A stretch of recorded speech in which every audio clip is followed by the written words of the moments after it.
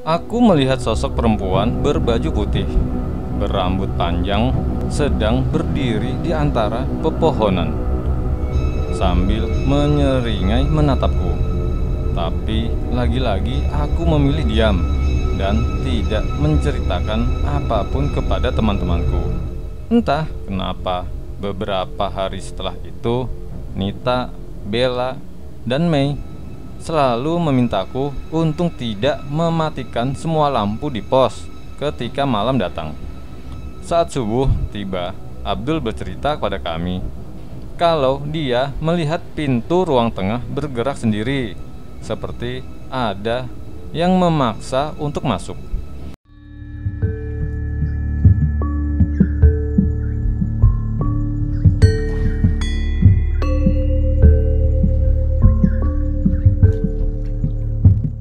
Assalamualaikum warahmatullahi wabarakatuh. Apa kabar sahabat? Yang sedang galau, masih nganggur, baru kena PHK, dan selalu kena semprot dari orang tua karena selalu rebahan di kamar bikin orang tua jengkel. Bagaimana? Masih dibolehin ngutang di warung bude?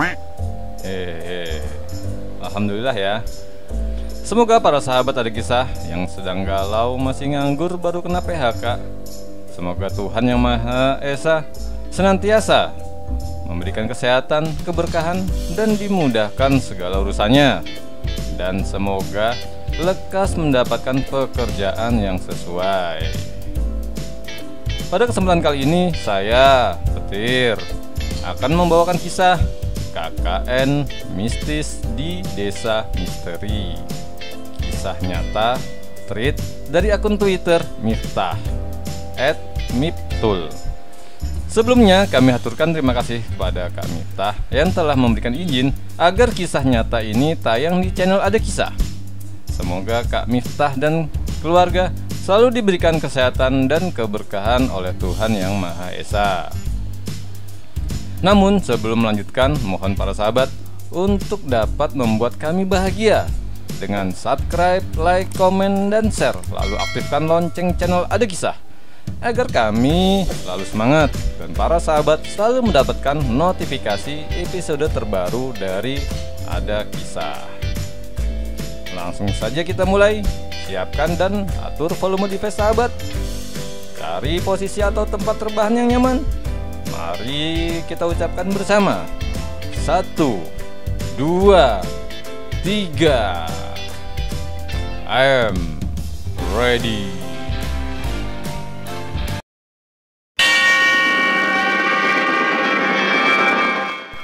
Assalamualaikum friend. Sudah lama ya tidak jumpa. Apa kabar? Semoga baik-baik aja ya. Kita serem-sereman lagi sama cerita dari salah satu narasumberku yang identitas dia dan kawan-kawannya dirahasiakan.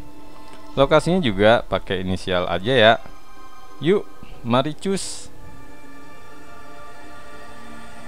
Pada tahun 2001 kemarin, kampusku mengadakan program KKN di Kota P, dan kegiatan ini hanya berlangsung selama 1 bulan, dari bulan Januari sampai Februari. Saat itu kelompok kami terbagi menjadi beberapa pos.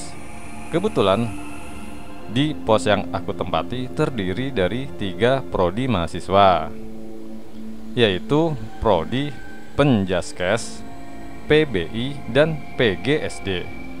Total semua pos ada 4, yang setiap posnya memiliki jarak yang lumayan jauh karena setiap pos beda desa. Setiap pos terdiri dari 12 sampai 14 orang. Namun saat itu posku hanya terdiri dari 12 orang. Sebelum memulai KKN, kami survei ke tempat pos yang akan kami huni saat KKN. Tiba saatnya di hari pertama kami KKN. Kami semua berkumpul di pos dan berdiskusi tentang apa saja yang akan kami jalani selama KKN di Desa A. Saat itu kami membahas proker dan membagi jadwal piket di setiap harinya.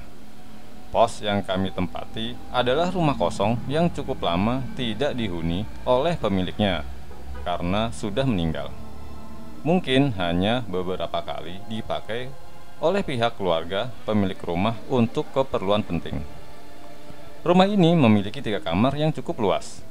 2 kamar berada di depan dan 1 kamar di belakang. Dapurnya berada di samping kamar perempuan. Ruang tengahnya juga cukup luas untuk tempat kami berdiskusi. Saat aku melihat di kamar belakang, jujur, ada perasaan yang tidak enak. Hari pertama KKN, kami melakukan aktivitas seperti biasa. Layaknya mahasiswa KKN yang mengabdi kepada masyarakat, membuat rencana proker, dan kami pun dibantu oleh masyarakat di sana. Saat itu kami berunding untuk membagi tugas masing-masing. Kebetulan di kelompok kami banyak mahasiswa yang sudah berkeluarga, otomatis tidak bisa menginap di pos setiap harinya. Hanya bisa datang saat hari Sabtu dan Minggu saja.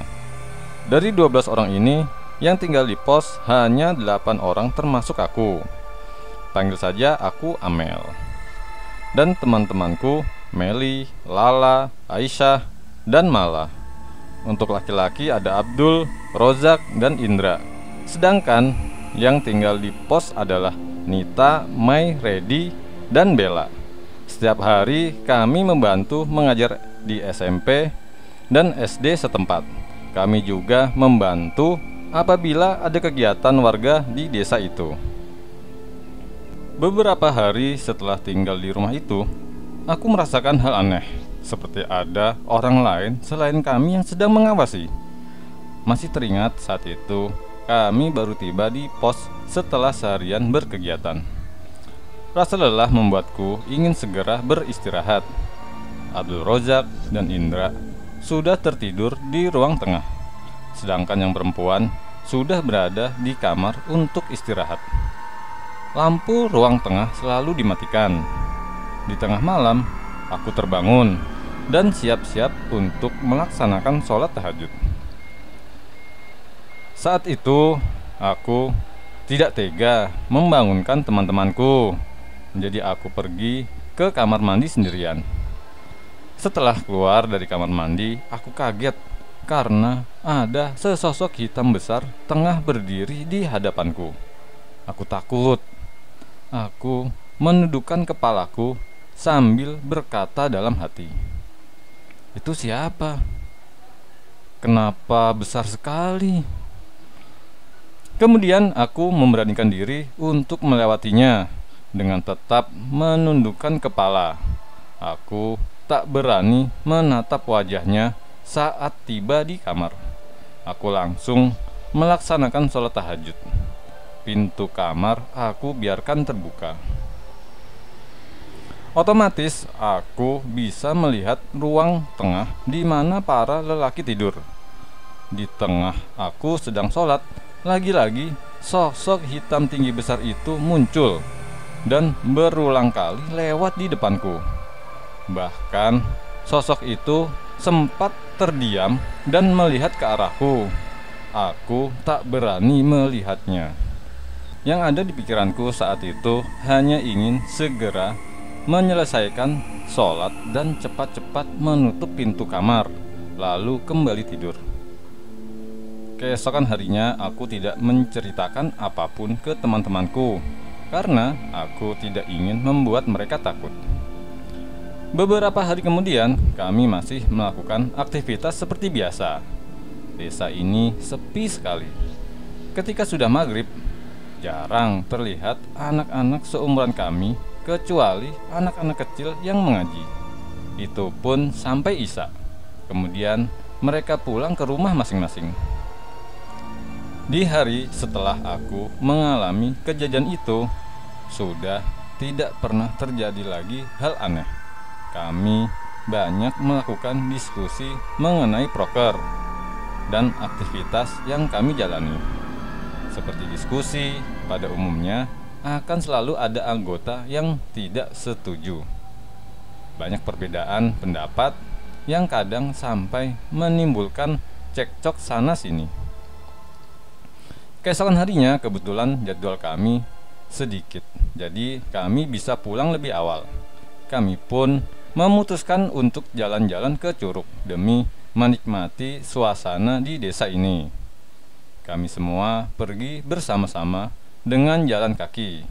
Jaraknya memang lumayan jauh, apalagi saat itu lagi gerimis. Di perjalanan, Meli tidak bisa diam. Dia selalu bercanda tanpa henti. Kami pun akhirnya sampai di Curug. Kami cukup lama menikmati pemandangan di sana. Kemudian kami kembali ke pos. Namun di tengah perjalanan hujan turun. Kami pun meneduh. Setelah hujan reda, kami pun meneruskan perjalanan dan sampai di pos pada sore hari. Malam pun tiba. Seperti biasa, kami makan bersama sebelum beristirahat. Malam pun semakin larut. Ketika pukul 11 malam, malah terbangun karena mendengar jeritan Meli yang sedang kesakitan sambil memegang telinganya. Bahkan dia sampai meminta pulang. Aku dan Mala bingung, dan aku pun segera menghubungi orang tua Meli guna mengabarkan kondisi anaknya.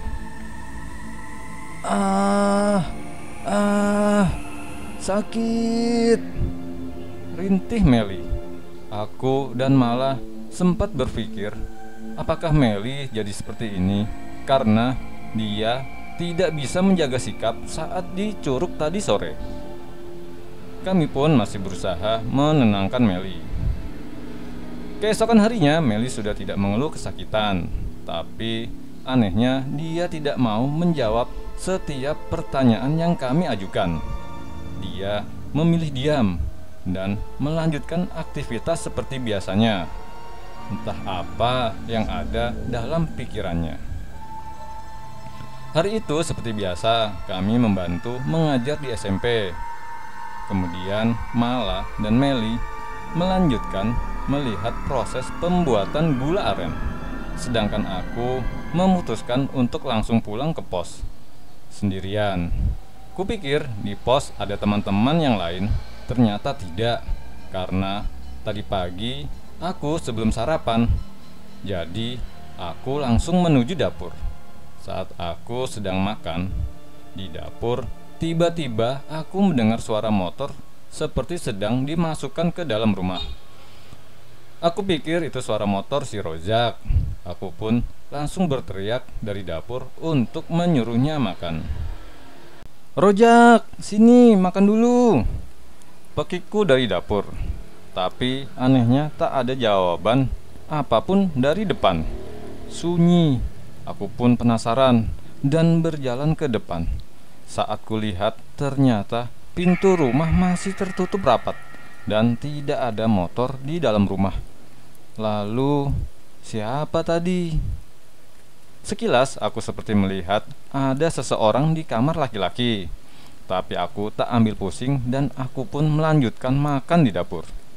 Tapi aku merasa seperti ada yang memperhatikanku dari jauh. Perasaanku pun mulai tidak enak. Aku pun buru-buru menyelesaikan makan dan segera keluar dari rumah. Karena aku buru-buru, aku sampai tidak melihat Nita yang baru datang. Sampai aku pun menabraknya. Mei dan Bella juga baru sampai pos saat itu. Mereka pun segera memburuku dan bertanya, "Kamu kenapa, hei? Kok lari-larian kayak orang panik gitu? Ada apa?" Tukas Nita. "Iya, kamu kenapa deh? Kok kayak gugup gitu? Abis lihat setan?" imbuh Mei. Tapi saat itu aku hanya bisa diam dan menggelengkan kepala karena aku tidak ingin membuat mereka takut selama menjalankan KKN di sini. Besoknya kami berkunjung ke pos B, tentunya setelah menyelesaikan semua urusan kami di desa. Cukup lama kami berkunjung ke pos B hingga tak terasa waktu menunjukkan pukul 17.55. Kami pun bergegas pulang karena khawatir kemalaman di jalan. Kami pun segera berpamitan. Di perjalanan, ketika kami mulai memasuki desa tempat kami tinggal, jujur, aku melamun saat itu dan tidak mendengarkan apapun yang dikatakan Meli. Hingga sampai kami melewati jalanan yang menanjak dan dikelilingi oleh pohon-pohon besar. Aku pun menoleh ke sebelah kiri dan tersentak karena melihat sesuatu. Refleks aku menyuruh Meli melajukan motornya lebih cepat. Aku bingung dan takut karena tidak percaya dengan apa yang aku lihat barusan. Aku melihat sosok perempuan berbaju putih, berambut panjang, sedang berdiri di antara pepohonan sambil menyeringai menatapku. Tapi lagi-lagi aku memilih diam dan tidak menceritakan apapun kepada teman-temanku. Entah kenapa, beberapa hari setelah itu, Nita, Bella, dan Mei selalu memintaku untuk tidak mematikan semua lampu di pos ketika malam datang. Kami pun menurutinya. Malam itu, Abdul tidak bisa tidur dan berkali-kali menelpon ke HP-ku. Tapi aku tidak mengangkat teleponnya karena jaringan di sana sangat buruk.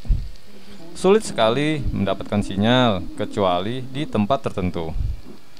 Saat subuh tiba, Abdul bercerita kepada kami semua kalau dia melihat pintu ruang tengah bergerak sendiri, seperti ada yang memaksa untuk masuk. Dan dia juga mendengar suara deru motor seperti sedang dimasukkan ke dalam rumah. Ditambah lagi dengan suara anjing seperti sedang marah. Saat itu dia mencoba membangunkan Indra dan Rojak. Akan tetapi tidak ada dari mereka yang terbangun. Sampai akhirnya dia mencoba menelponku. Dia pun juga mengaku tidak bisa tidur hingga pagi tiba. Kami semua sontak kaget dengan apa yang diceritakan Abdul. Tapi kami berusaha berpikir positif karena program KKN kami di desa itu hampir selesai. Tiba di hari terakhir kami melaksanakan proker kami. Sebelum kami mengakhiri, kami berkumpul di depan pos hingga kami semua menceritakan kejadian aneh yang kami alami selama KKN di pos itu. Aku kaget, aku pikir hanya aku yang diganggu. Ternyata tidak, hampir dari kami semua diganggu oleh penunggu rumah itu. Seperti saat aku dan Abdul yang mendengar suara deru motor masuk rumah di malam hari. Ternyata Bella dan suaminya pun mengalaminya. Saat dia baru sampai di pos, dia juga melihat ada Aisyah yang sedang memasak di dapur. Padahal jelas Aisyah sedang tidak di pos hari itu. Itulah alasan kenapa dia memintaku untuk tidak mematikan lampu ketika malam tiba. Dan lebih kagetnya lagi, setiap tamu yang mampir ke pos lalu melihat sosok tinggi besar hitam berada di belakang kamar laki-laki. Kami semua tahu rumah ini kosong sejak ditinggal oleh pemiliknya. Namun semua barang-barangnya masih tersimpan rapi di dalam rumah. Kami pun bersyukur masih bisa melewati ini semua sampai program KKN kami selesai. Entah apa dan siapa yang mendiami rumah itu selama kosong. Yang jelas makhluk seperti itu memang benar adanya, ada, dan mereka hidup berdampingan dengan kita setiap hari.